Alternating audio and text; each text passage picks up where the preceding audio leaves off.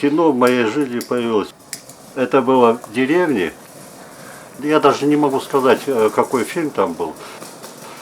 Ну, дело в том, что это было как волшебство. Мы с ребятишками, как правило, смотрели кино, сидя впереди первых рядов на полу и смотрели на этот белый экран. Дом, в котором я живу, это был такой фильм 1957 года, художественный фильм, киностудия Горького, что ли. Между прочим, в 1957 году я родился.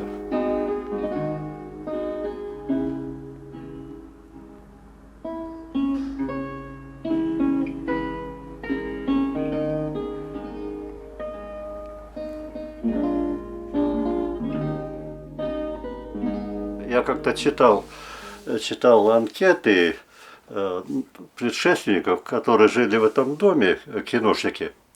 И есть список 1953 года, и там написано фамилия, кто должность, и графа такая, сколько лет в кинематографе.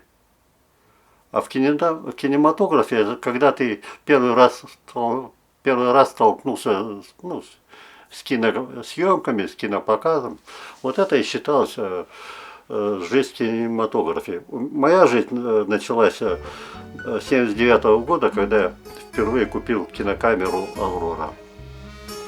Кинокамера «Аврора» была, это 8 мм формат.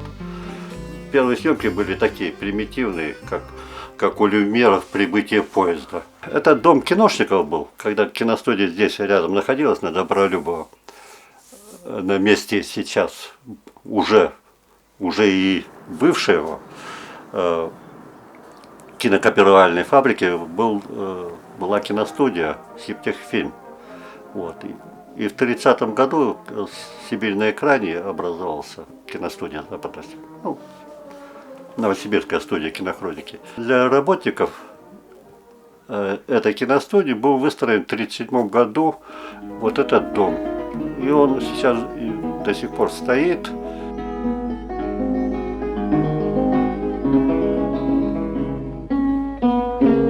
Пошел на киностудию, говорю, можно? Они говорят, можно. Я ушел с завода, туда пришел.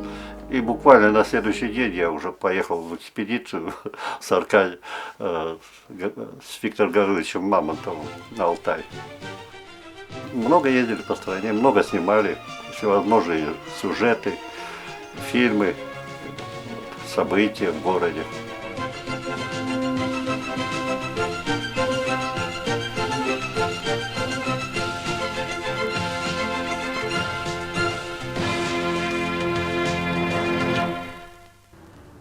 В студии случилось, что и случилось. В 2015 году ее с третьего раза продали за 150 миллионов.